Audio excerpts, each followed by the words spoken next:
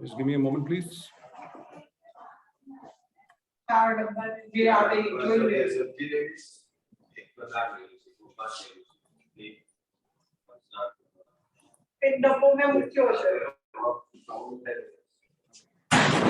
Good afternoon, ladies and gentlemen. Let me start by giving you an overview of our firm and then move on to the three programs that Xumit mentioned earlier. GlobalNorth is India's first investment immigration company managed by experienced investment professionals who are from a finance background. Our approach involves profiling an investor, understanding his objective so as to provide him with advice on choosing a country and providing residency and citizenship solutions. So we ideally start by profiling an investor first, helping him choose the right country, and then move on to execution and getting him empaneled in that country. We have a robust B2B platform, and our channel partners include wealth management firms, banks, including private banks, and independent financial advisors across India and the Middle East. GlobalNorth has a strategic collaboration with Latitude World, a global immigration giant. Latitude is headquartered in London and has offices in over 20 countries across the world. GlobalNorth is proud to be Latitude's representative office in India and manages all of Latitude's India business. Rift Trust, which is the Middle East's leading advisor in residency and citizenship for over 10 years, it's also become a part of the Latitude network and is a subsidiary of Latitude. Over the last 3 years, we have engaged with over 1,000 investors and their families and successfully filed applications across North America, Caribbean, Europe, and Asia Pacific. Our senior team includes my colleagues Rajni, Shamol, and me. Xumit has been kind enough to give you my intro. I'll just spend a quick moment on Rajneesh and Amol. Rajneesh is the founder and CEO at GlobalNorth. He has over 2 decades of association with the mutual fund industry, having worked in sales and distribution across 5 AMCs, including Birla, DSP, Morgan Stanley, and BNP. Amol is our Chief Operating Officer. He has over 15 years of experience in the Indian asset management industry, and he's worked with Morgan Stanley and BNP during his career. I will now give you an overview on the Portuguese Golden Visa, the UK Innovator Program, and the Canadian Federal Startup Visa Program. If you have any questions, please feel free to raise them, and I will respond to them at the end of the session. But I'll have to move on to the next slide, right? I think I'm beaming it, correct? Okay, just give me a minute.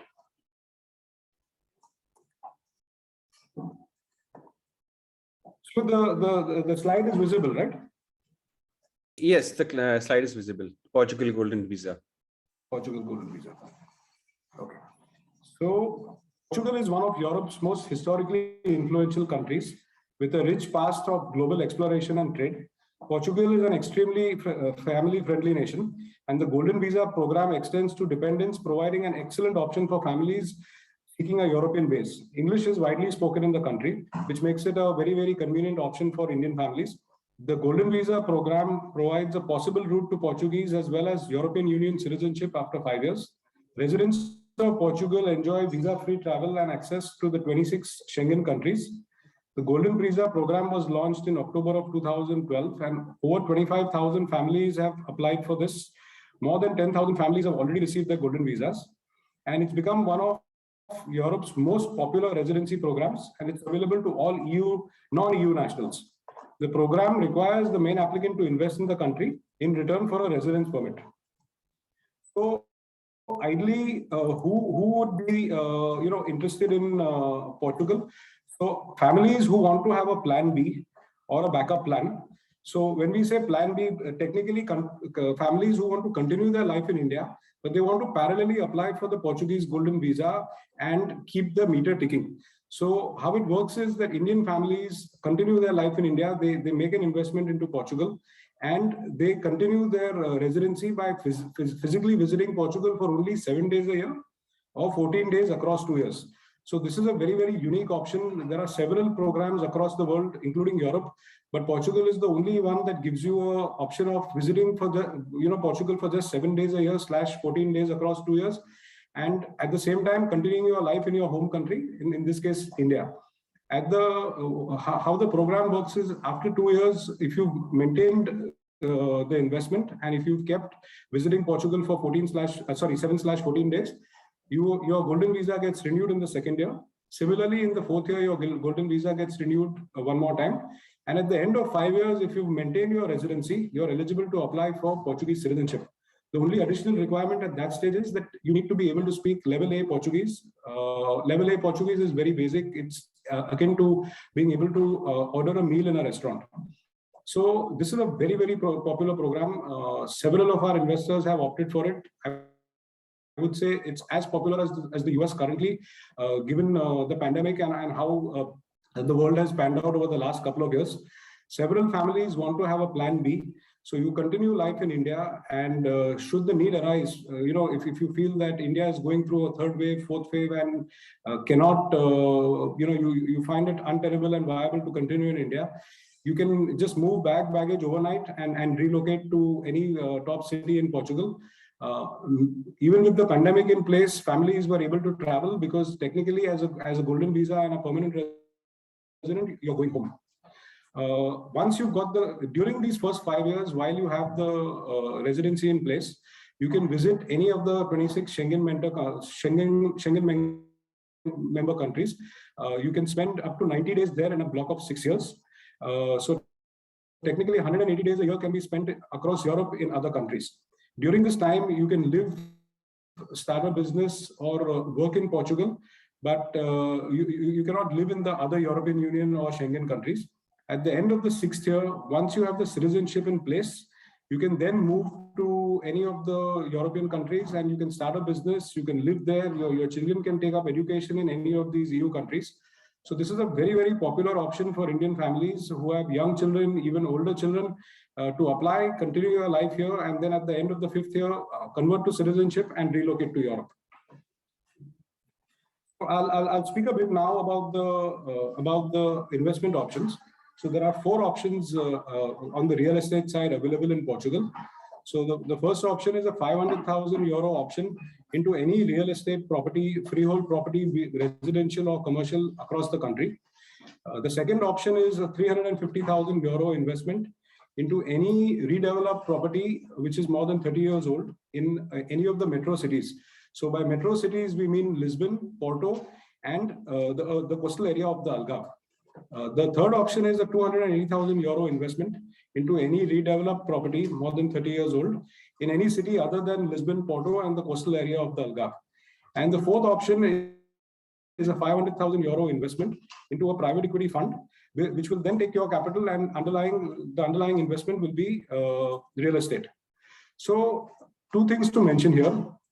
Prior to 31st of December, so there have been a few changes effective 1st of January.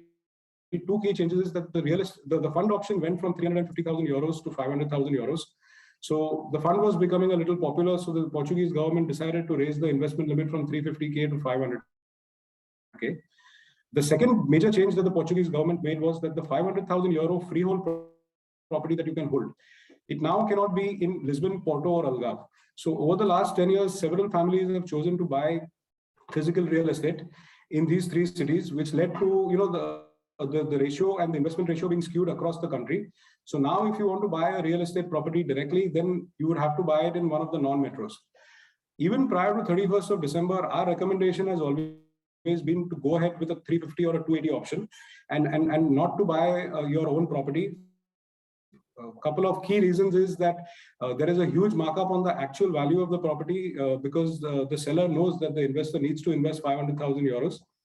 Second, slightly negative point about buying your own property is that if you're going to be relocating to Europe, if you're going to be relocating to Portugal, then it makes sense for you to buy your own property, but very rarely does a golden visa investor physically relocate to Portugal. So then it puts you into a tedious situation where you have to hire a management company, put the property out on rent, maintain the property. So accordingly, our recommendation is usually the 350 or the 280,000 euro option. Now, in the 350 and the 280 option, we as a firm have tied up with several developers across Portugal through the Latitude network. We usually have hotels available, redeveloped properties being converted into hotels. So Marriott's, Renaissance's, Holiday Inns, Hyatt's, properties like this, both for 350 and 280. Usually the common misconception is that when you're investing into a hotel, investor feels that he's buying one room in the hotel for this price. That is actually not the case. The investment is actually happening into the equity of the property. So as an investor, you have a title to the land as well as to the property of the hotel. So that gives you a lot of comfort and safety as an investor. Many of these developers that we work with have been in Portugal for a long period of time. And these developers give you a guarantee that at the end of the 6th year, when you are ready to convert to citizenship and you're eligible to take your capital back, the capital that you invested, 350 or 280, comes back to you as is. In the 280,000 option, usually there are no returns, whereas on the 350,000 option, there's usually an annual coupon of 3% to an investor. Moving on to which parts of the family can be part of the application. So Portugal again is unique on that front. It's the only program that covers 3 generations of the same family.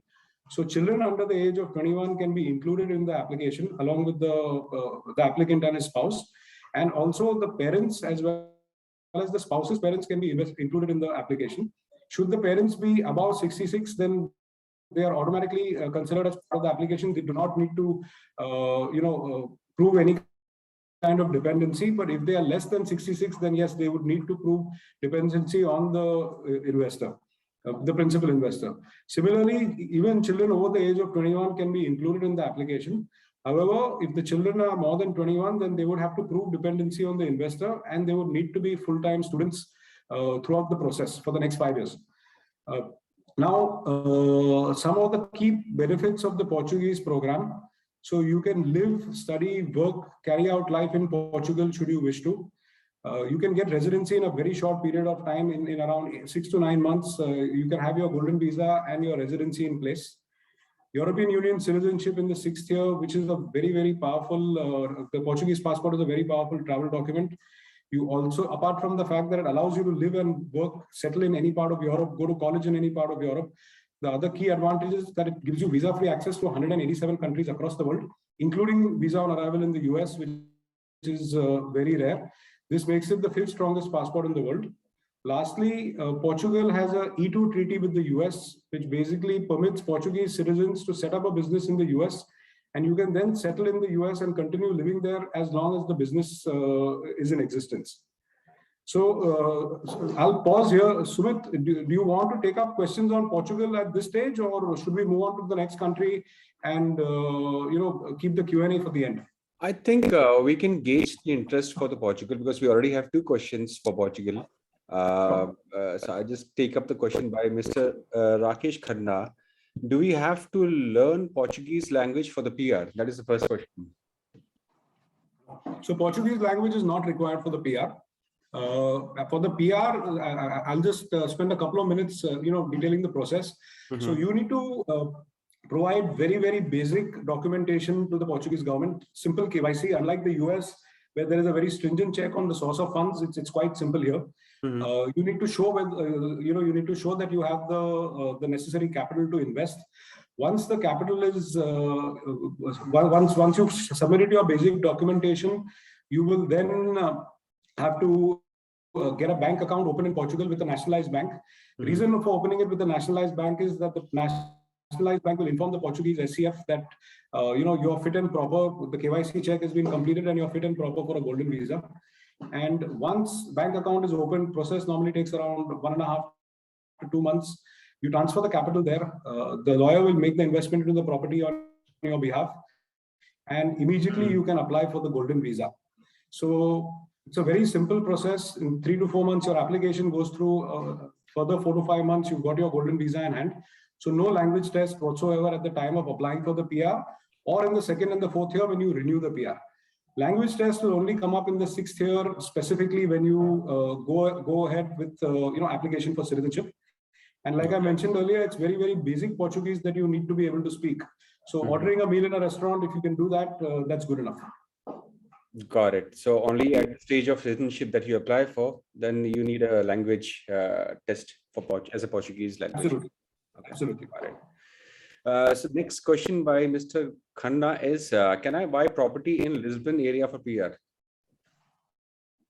No. So effective 1st of January, the government has said that if you want to buy a property, it cannot be in Lisbon, Porto, or in the coastal area of Algarve.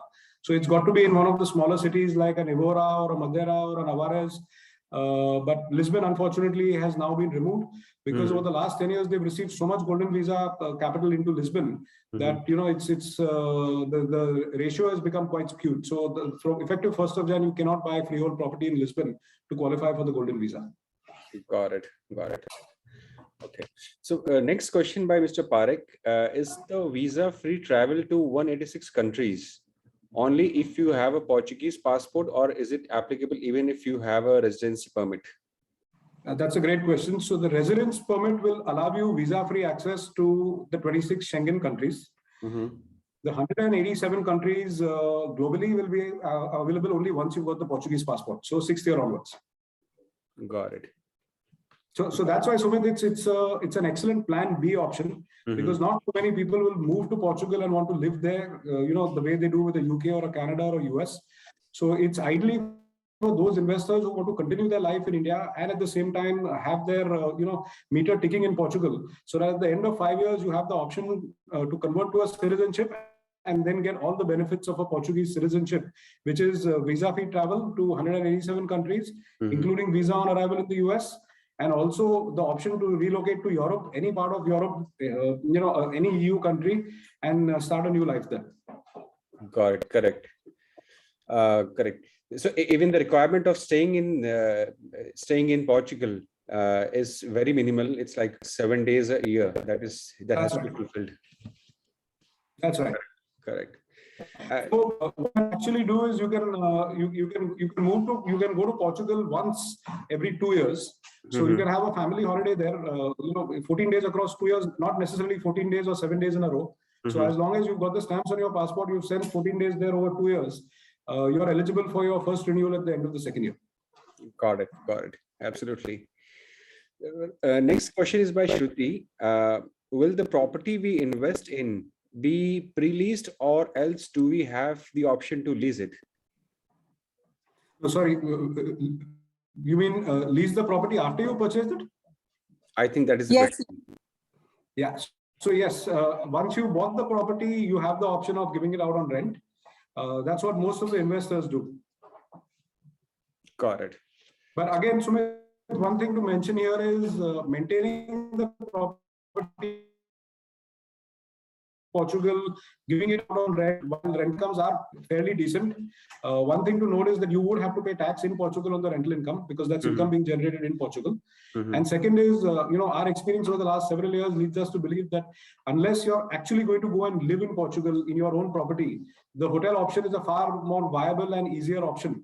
Because it's a safer option. You know that the amount you're investing is what you're going to get back in the 6th year when you convert to citizenship. And secondly, these are recognized global developers who are putting up these hotels in Portugal. If you want the metros, then you invest 350 into a hotel. If you want a non-metro, you're okay with a non-metro, then you put in 280.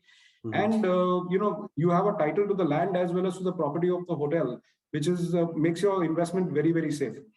Another reason that we've believed, is not a good reason to go ahead and buy your own property, even while it was available in Lisbon and Porto, was that we found that many a time the seller would sell a property worth 400 or 420,000 euros to the golden visa investor for 500. So there was a lot of fraud there, 20-25% fraud there, because they knew that the investor needs to invest 500. And you then as an investor put yourself in a situation where at the end of 5-6 years, you may or may not be able to sell your own property for the original amount that you purchased it for. Correct. Now with the new rules, that you can't buy it in Lisbon and Porto, it makes it even harder for us to find actual properties worth 500,000 being sold for 500,000. So if an investor wants to move and he wants to live there, then yes, we have a team on the ground there who can show you properties and who can, try and get you the best possible deal. But if it's purely for an investment perspective and the optionality to get a passport in 5 years, which is 90% of the time, then our recommendation would be to go ahead with a hotel property. And if not the hotel property, then second option would be the private equity fund for 500,000 rather than actually buy your own property for 500. Brilliant. Got it. I think, Shruti, we have addressed the question here, right? Okay, thank you. So next question is by Vaishali. How will I be taxed in Portugal? That's a very common and good question. Portugal as a country does not tax you on global income. Portugal will basically tax you only on income generated in Portugal. Even if you were to move to Portugal, spend 180 days there and become a tax resident of Portugal, even then you would only be taxed on your local Portuguese income. Portugal as a country does not tax you on global income the way a US or a UK would. Okay, fine.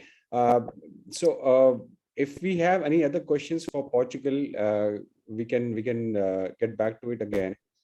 In the meantime, Azan, we can take the things forward. We can start discussing about the UK and the Canada programs. Sure.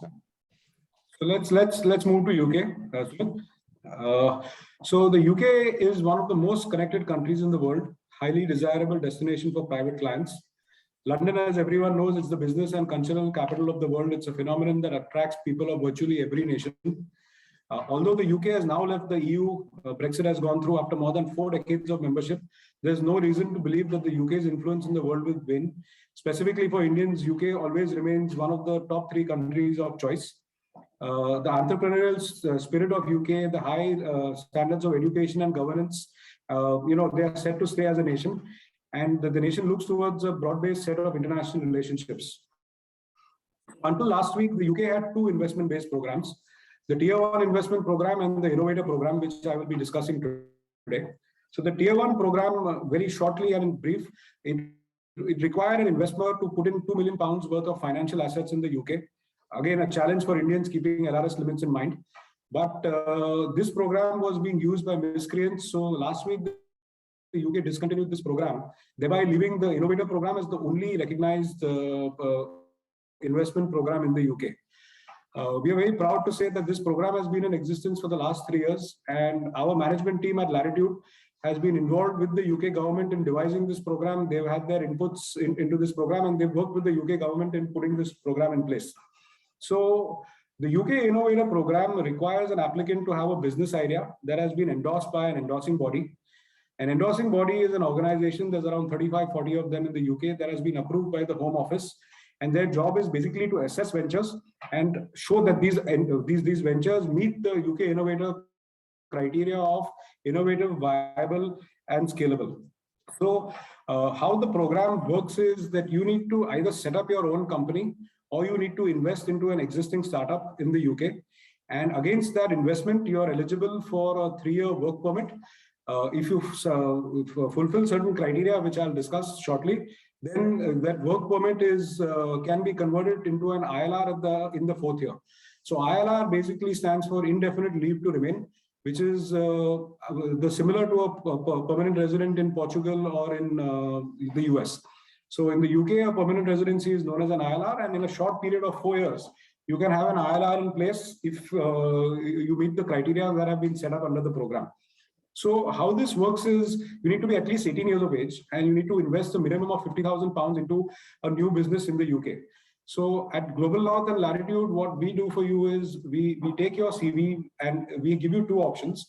The first option is that if you have a business plan, if you have an idea of your own, then we take it to an endorsing body in the UK. We put in a lot of work in streamlining that business plan and having it thoroughly reviewed by the endorsing body. Usually, if the idea is innovative, it's something new in the UK, there's not too many businesses already doing a similar kind of business, then the UK government, the endorsing body will go ahead and approve that idea. And you can get a work permit and move to the UK in a short period of a month or 2 once your idea has been approved, and we can have a company incorporated for you. The second option, which most investors choose, is that we have a pre-selected list of around 25 companies that have been in existence for a year or 2, which have already been pre-endorsed by the endorsing body. They have their approvals in place. And these companies are looking at taking in a co-founder for an investment amount of about £250,000 or approximately. And against that £250,000, you get a 10% stake in the company. You're given a title of co-founder. And with this investment in a short period of 4 to 6 weeks, you can be in the UK on a 3-year work permit. Again, a 3-year work permit is very, very rare in the UK, and it's only granted to those investors who have made the investment under the Innovator program. So this is an overview of the Innovator program. So once you've set up your own company or you've made an investment of £250,000 in one of the 25, 30 pre-curated ideas that you have. You move to the UK. Now, the main criteria once you reach the UK is that the main applicant has to be associated with the company. He has to spend at least 20-25 hours a week developing the company, putting in his time and expertise with the company, taking scaling up the company, ramping up the business along with the original founder. The main applicant cannot take up any other form of employment in the UK for the first 4 years till the ILR comes through. And for the spouse and the children, they will be treated as on par with UK nationals. So the spouse can work in the UK. She can set up her own business. She can, she or he, as the case may be, can take up employment. The children will have access to the same education that a UK national's child would have. And as a family, you can set up your life in the UK. At the end of the 3rd year, you're eligible to apply for the ILR. Now, there are 2 very key criteria that need to be satisfied for you to be eligible to get the ILR. So the first one is that you need to spend a minimum of 180 days a year in the UK. The 180 days a year is the minimum time that you have to spend there. Over and above that, the company that you're associated with, the startup, needs to fulfill 2 out of 7 criteria. The first one is, of course, a minimum investment of £50,000, which is already ticked off on day 1. The company also needs to meet 1 out of the other 6 criteria that are prescribed by the UK Home Office. And again, this is something that has to be signed off on by the endorsing body. So some of the other criteria are, for example, annual revenue of £1 million in the previous year, or annual minimum of £500,000, out of which £100,000 should be through overseas exports. Or then one of the criteria is that you've hired at least 10 people in the company. Or 4th criteria is 5 people in the company with average salary of £25,000 or more. So these are some of the criteria that have been set up, and all the companies that we have pre-curated, we genuinely believe that at least 2 or 3 of these criteria, if not 1, will be met within the first 3 years. For whatever reason, should you not be able to meet one of these criteria by the time the 3 years is over, you can always apply for an extension of your visa, as long as the endorsing body signs off that even though you've not met the criteria, you're on course to do it. The government will extend your work permit, your visa. And once the criteria has been met, you've been doing your 180 days a year, you will immediately be eligible to apply for the ILR. Once you've spent 5 years in the UK, including ILR, including work permit, you're eligible to apply for a citizenship. To be eligible for citizenship, you should not have spent more than 450 days outside the UK in the previous 5 years. So it's quite simple. Do not spend more than an average of 90 days a year outside the UK, and you're eligible for a British passport, which comes in as short a period as 5 years. Even before you get the UK citizenship, one of the key plus points for the family is it's a very high standard of education. World-renowned boarding schools and universities which your children can go to. So, Xumit, that's basically the UK program in a nutshell. Happy to take any questions on UK. Thank you, Arzan. We have a question for UK Innovator Visa. That's from Mr. Rakesh Khanna. The question is, do I have to have relevant experience for pre-decided business? Yes, you do. So what we will do is we will ask you for your CV. Once we've assessed your CV, we will try and match it off with one of those companies. If not, usually we are able to match your CV and get you a role in one of those companies.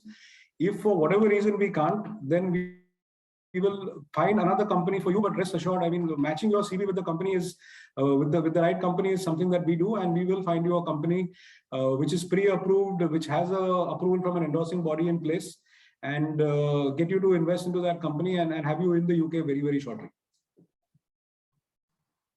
Got it. Thank you. So, Mr. Khanna, we hope the question was addressed. So, do we have any other questions for UK Innovator Visa? Yes.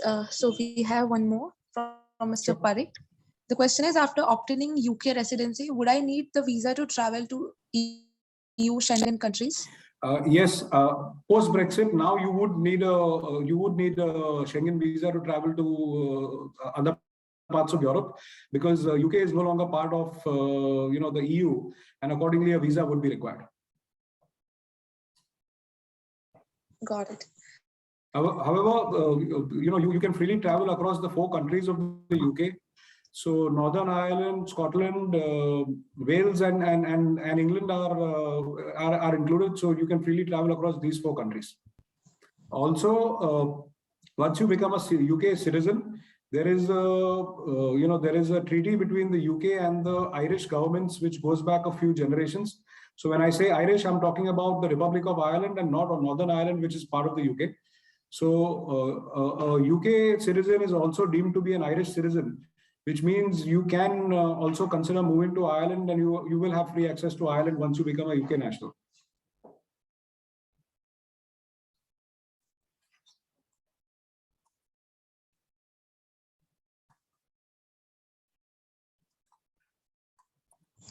Thank you, Azam. So that was all for the questions regarding UK Innovator Visa. We can continue with the Canada Startup Visa. Sure. Okay. So moving on to Canada. So Canada is a G7 country with one of the world's best performing economies over the last decade. It offers a cosmopolitan, family-friendly lifestyle with several world-class cities. It's got an excellent education system with numerous private schools and elite universities. 4 of the world's top 100 universities and 5 of the world's top 100 business schools are based in Canada. So today we'll speak about the Federal Startup Visa Program. So this program connects Canadian business organizations with immigrant entrepreneurs who have the skills and potential to build technology and innovative businesses in Canada. So it's quite similar to the UK in several ways. It's a startup visa program. It's fast, it's cost effective, and it's reliable immigration stream into Canada, and it provides you a permanent residency from day one. Another unique thing about the Canadian program is that unlike other business immigration paths, including the UK, the PR status is not tied to the success of the business.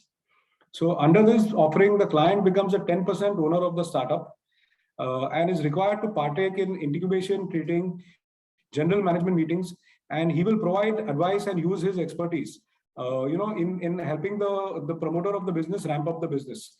However, the good part about this program again is that the client is not required to perform day-to-day operations. So once you get the PR, which normally takes 14 to 16 months, the good part about the Canadian program is that you don't need to be associated with the company thereafter. Once you have your PR in hand, you can immediately take up any other employment or set up your own company.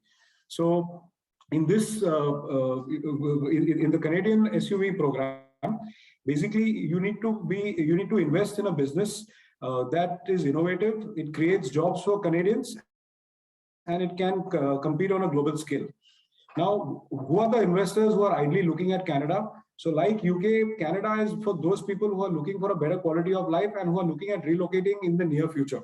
So while Portugal and US take time in getting your permanent residency or your citizenship where you can relocate to Europe or the US, Canada and UK, you can relocate on an immediate basis. So once you made the investment into the startup, there are 2 options. Either you relocate after 14 to 16 months because that's how long it takes to get the PR, or then you move across on a work permit basis your investment into the company, and you can actually be in Canada in a very short period of 4 to 5 months on that work permit once you start making the application. So only criteria is that if you go across on a work permit, then for the first 12 to 13 months till your PR comes, you cannot work for any company other than the company that you invested into and are associated with. However, your spouse and children can study, they can work, they can take up any other kind of employment, even set up a family business if they want to. And once your PR comes through, the primary applicant is also eligible to do whatever he wants. He can set up a business, he can work with any other company. He no longer needs to be associated with the startup into which he invested. Also, this is for entrepreneurs who are looking to establish a business in Canada. And how the process works in Canada is that once you have your PR, you have to spend 2 years in a block of 5 years in Canada to maintain the PR, or then you need to spend 3 years, which is 1,065 days in Canada over a period of 5 years, if you want to be eligible for citizenship. Moving on a little bit into the program details. So the initial capital outlay is of 320,000 Canadian dollars. 175,000 of that is the investment into the equity, which is normally around 85,000 for a 10% stake in the business. and a further investment of around 90,000 Canadian dollars into the Canadian Innovation Venture Fund. So this is a 7-year investment into the CAD plus an investment into the company which needs to be held for a period of 5 years. Key thing to keep in mind here is that similar to UK, you are investing into a startup.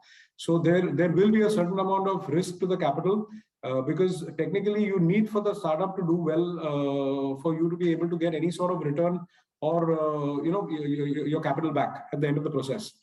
Unlike the UK, here apart from the investor, the main investor, they can take up to 5 other co-investors. So you, along with another 4 investors, can invest. You can get a 10%. You will get a 10% stake, and you will be given a title of co-founder in this company. The other part of the investment is around $115,000 to $120,000, which is for the validation fees, implementation fees. There are several service providers here, so there will be an entity who will be giving you a 15-day training session online. There will be advisory fees, so all of that is built into the fee component. You will go through a 15-day incubation training, through a top firm in Canada, who will not only guide you on the company, but also on how to respond to questions from the Canadian authorities at the time of getting your PR. Similar to UK, here we will find you a company which meets your qualification and your CV. We will match your CV through firms and 60-year-old legal firm in Canada who we work with. Once we've got the match between you and pre-approved companies, then we start the process. We get you to invest into the company. It takes about 3 to 4 months for us to put the application in place. At the same time, parallelly, your implementation and your incubation training is done. And within a short period of 3 to 4 months, we get you we get your PR application filed. At that stage, if you're looking for a work permit, we can get you a work permit, and in a short period of 2 to 3 weeks thereafter, you can relocate to Canada, the entire family on that work permit. One of the other criteria that you need to fulfill is that the company that you invest into should have a letter of support from an angel investor group. Again, any company that we show you would already be pre-approved by a angel investor group. You should be able to demonstrate that you have enough settlement funds to bring into Canada with you. So usually for a family of 4, that's around 25,000 Canadian dollars. And the primary applicant and the spouse should be able to get a CLB score of at least 5 in all 4 categories of English. So that would be reading, writing, speaking, and listening. Once you made the 10% investment, you partaken in the incubation training. Then, like I said earlier, it's up to you whether you want to move immediately on a work permit or you want to wait for your PR to come and move after 14 to 15 months once the PR comes. So we find that, along with the US, UK, and Portugal, Canada is also one of the top 4 programs across the world. Very, very sought after, primarily for investors who have family there or who want a better quality of life, who want to relocate as quickly as possible along with their family. And what's unique about this is you get PR from day one. You don't have to stay there for a certain number of days to get your PR. Like I said, once you've got your PR, you need to spend 2 out of 5 years there to maintain the PR, or 3 out of 5 years there to be eligible for citizenship. And the best part about this program is that the PR status is not tied into the success of the business. Should the business not do well or not meet the criteria, it does not impact your PR status because you have the PR upfront. So Sumit, that's basically the Canadian Federal SUV program in a nutshell. Again, happy to take up any questions that may be there from the audience. So we apparently don't have any questions for the Canadian one. Any general questions also surrounding these 3 programs, or anything about GlobalNorth as a firm? Any other questions about global immigrations? At a macro level, happy to respond to them. Sure. So we have a question by Mr. Patan that says, how should one plan transfer of investment amount, which is beyond LRS limit for an individual in a given financial year? Sure. So LRS limits, and considering that we are on 5th of March, will play a critical role in decision making for those who are looking at immigration by investments on an immediate basis. So as we are all aware, LRS limits are capped at 250,000 USD per investor. What we at GlobalNorth have been advising all our investors, those who are keen on Portugal or Canada or UK, even the US, in the near future, you should use this year's LRS limit of $250,000 to send money out of the country. Either you can route it through your wealth manager and invest it into a liquid fund or a money market fund and park it there for a short period of time. Alternately, if you already have a bank account outside, you can transfer it to your own bank account.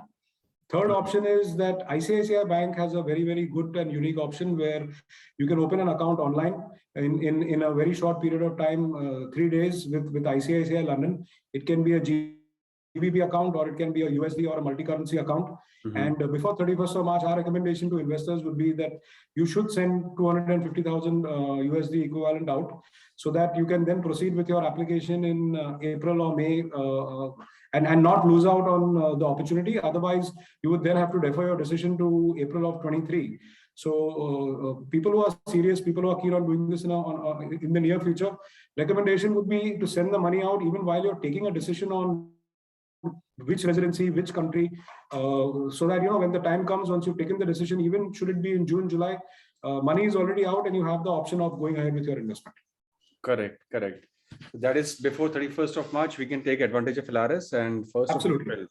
And you have several investors who either have money out, who have a bank account outside and have sent the money out, or alternately have gone with this ICICI Bank option because it's a unique option, and happy to facilitate that for your investors. Got it. Absolutely. So we have another question by Ms. Harshita Chaudhary.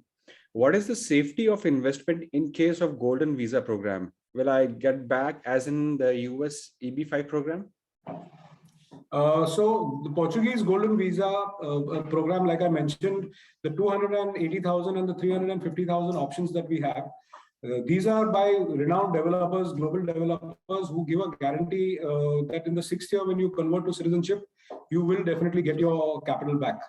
So that is something that we will definitely ensure that through the developer we coordinate on your behalf. Parallelly, for the first 5 to 6 years, like I mentioned, for whatever reason, if the concern is the developer and how well, the concern is the developer. Like I said, your investment is going into the equity of the property. So you have a title to the land, you have a title to the building and the property as well, which means that your capital is quite safe, even for the first 6 years before the developer buys back, your share from you. Got it. I hope that answers the question here. So we have a question by Ms. Xumit. Can Innovator Visa join an existing business in the UK? So if the existing business is innovative, viable, and scalable, if it's endorsed by an endorsing body, then yes, you can invest into an existing business. But the key part about the key criteria of the Innovator program is that it has to be innovative, viable, and scalable. So ideally, it's got to be a new company, not more than 1 or 2 years old, and it's got to be coming up with an idea which is new to the UK. There shouldn't be similar lines of business already in the UK, and you need to have a letter from the endorsing body certifying that it's an innovative business. Only then would you invest in it and be eligible for the Innovator Visa. Got it. Right. So again, one more question. Are there any restriction on the type of business one can set up for a UK Innovator Visa? There's no restriction on the type of business as long as it's innovative. So I'll give you an example. One of the companies that we have, the 25 companies that I mentioned, it's basically a footballing app, which I'm sure there's plenty of, already in the UK. But this is with a difference. It gives you access to a lot of statistics and a lot of data, which the other apps don't give you. And in that way, it's basically innovative. And that's why it's been endorsed by the endorsing body as innovative, a new kind of business in the UK. So the kind of business doesn't matter. As long as you have your letter of endorsement, that's all that's required. Got it. Correct. So so let's open the forum. Let's have, if you have any questions about any program, right, from the US, Portugal, UK, or Canada, we can take it up now. Sure, Sumit. One thing I want to add here, before we open it up, and this is for all. This is something that we say to all our investors. So basically, we at GlobalNorth, we are not executing a transaction for you. We are starting a relationship with the client which will last 5, 6, 7 years, right up to the last step. When you've got your residency or your citizenship, as the case may be, in hand.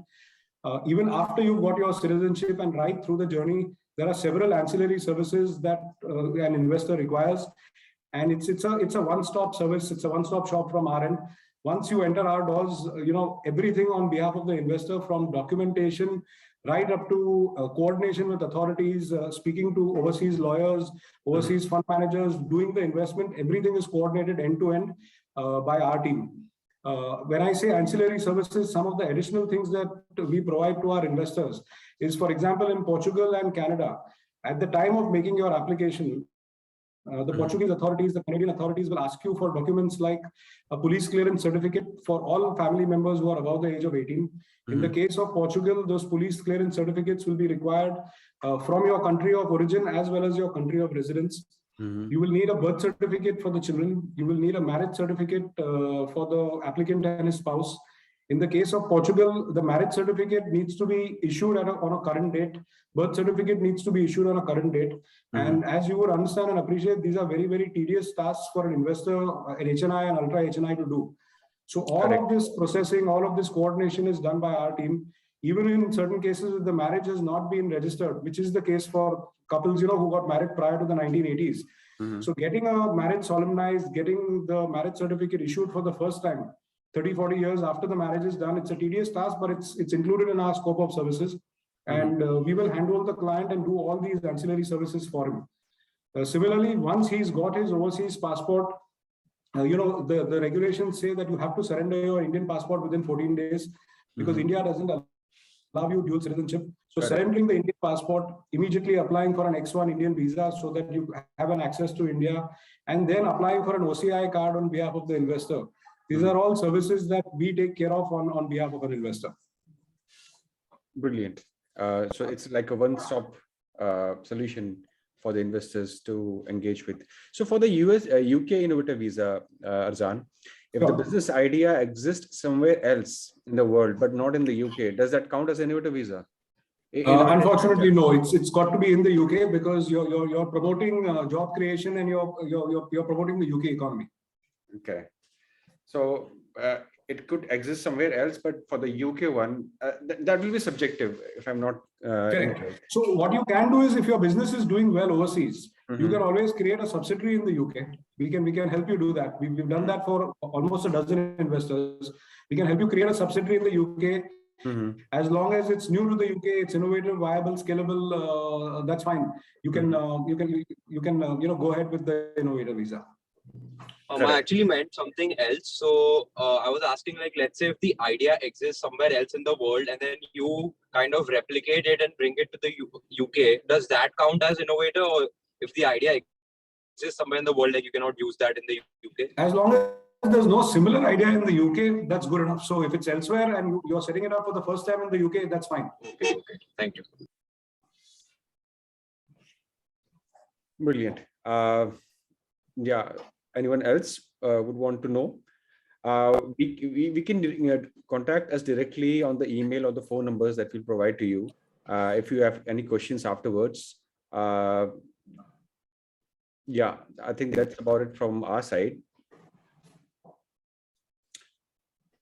Well, thank you, Arzan. Thank you, Rishabh, for this insightful presentations on the countries that we talked about.